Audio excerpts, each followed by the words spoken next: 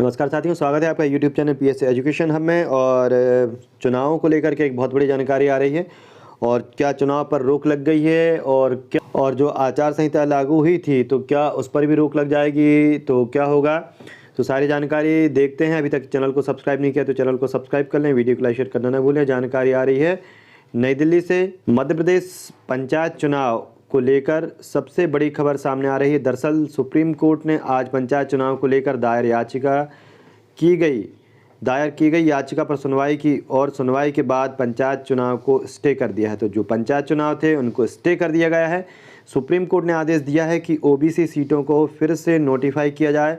बता दें कि सुप्रीम कोर्ट ने अभी ओबीसी वर्ग के लिए आरक्षित सीटों पर चुनाव प्रक्रिया पर रोक लगाई है। Justice MA. खानविलकर और सी.टी. रविकुमार की बेंच ने राज्य निर्वाचन आयोग को निर्देश दिए हैं कि सामान्य वर्ग की सीटों को फिर से रीनोटिफाई कर उन्हें सामान्य वर्ग के लिए अधिसूचित किया जाए। लाइवला की रिपोर्ट के अनुसार बेंच ने पाया कि ओबीसी आरक्षण का नोटिफिकेशन सर्वोच्च अदालत के पूर्व में दिए गए विकास किशन राव गवली वर्सेस महाराष्ट्र राज्य के फैसले के खिलाफ था।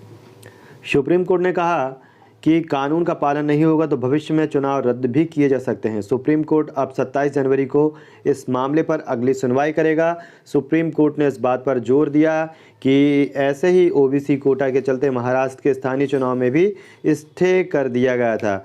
याचिकाकर्ता की तरफ से वरिष्ठ वकील विवेक तनखा कोर्ट में पेश हुए। वहीं राज्य निर्वाचन आयोग का पक्ष एडवोकेट सिद्धार्थ सेठ और एडवोकेट कार्तिक सेठ ने रखा। विवेक तनखा ने बताया कि कोर्ट ने राज्य निर्वाचन आयोग को संविधान के हिसाब से चुनाव कराने का निर्देश दिया है। मध्य प्रदेश में आरक्षण रोटेशन प्रणाली का पालन नहीं किया गया है, जो कि संविधान की धारा 243C का उल्लंघन है।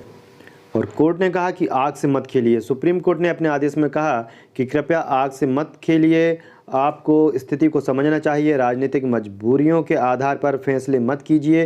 क्या हर राज्य का अलग पैटर्न होगा? सिर्फ एक संविधान है और आपको उसका पालन करना होगा। सुप्रीम कोर्ट भी एक ही है। यह चुनाव आयोग का गैर जिम्मेदाराना व्यवहार है। यह जिम्मेदार से काम नहीं कर रहा है। जब ऐसा ही एक आदेश दिया गया था तब आप भी वहां थे। हम नहीं चाहते कि मध्य प्रदेश में कोई प्रयोग हो। महाराष्ट्र केस के हिसाब से इसे देखा जाना चाहिए। बता दें कि इससे पहले चुनाव में रोटेशन प्रणाली का पालन नहीं होने के चलते चुनाव पर रोक लगाने की मांग करते हुए हाईकोर्ट में याचिका दाखिल की गई थी।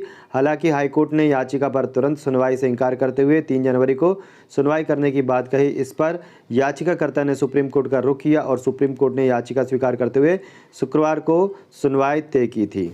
राज्य निर्वाचन आयोग असमंजस में इसलिए भी है क्योंकि पंचायत चुनाव को लेकर 2014 के आरक्षण के हिसाब से जनपद सदस्य, जिला पंचायत सदस्य, सरपंच और पंच के नामांकन भरवाए जा रहे हैं। चूँकि जिला पंचायत अध्यक्ष की प्रक्रिया और चुनाव इसके बाद संपन्न होंगे, इसलिए मामला खटाई में पड़ता नजर आ रहा है। सब कुछ नए सिरे से होगा।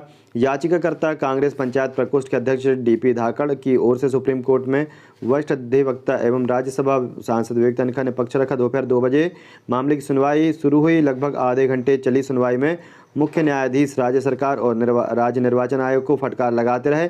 महाराष्ट्र चुनाव का हवाला देते हुए कहा कि ओबीसी मामले में आग से मत खेलो। ओबीसी सीटों के आरक्षण पर रोक लगाते हुए इस पर राज्य सरकार से जवाब मांगा है।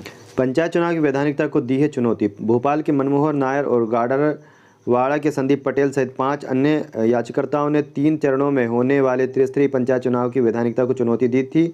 याचिका में कहा गया है कि राज्य सरकार ने 2014 के आरक्षण रोस्टर से चुनाव करवाने के संबंध में अध्यादेश पारित किया, जो कि असंवैधानिक है। 2019 में राज्य सरकार ने अध्यादेश के माध्यम से नए सिरे से आरक्षण लागू किया था। बिना इस अध्यादेश को समाप्त किए दूसरा अध्यादेश लाकर 2022 तक पंचायत चुनाव 2014 के आरक्षण के आधार पर कराने का निर्णय लिया है, जो कि असंवैधानिक है।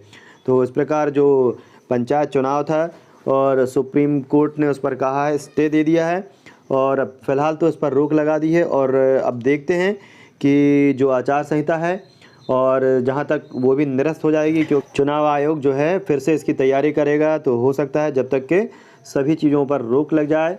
तो इस प्रकार की जानकारी और अपडेट के लिए चैनल को सब्सक्राइब कर लें, वीडियो को लाइक शेयर करना ना भूलें, जिससे इस प्रकार की जानकारी आपको यहाँ पर मिलती रहती है। धन्यवाद।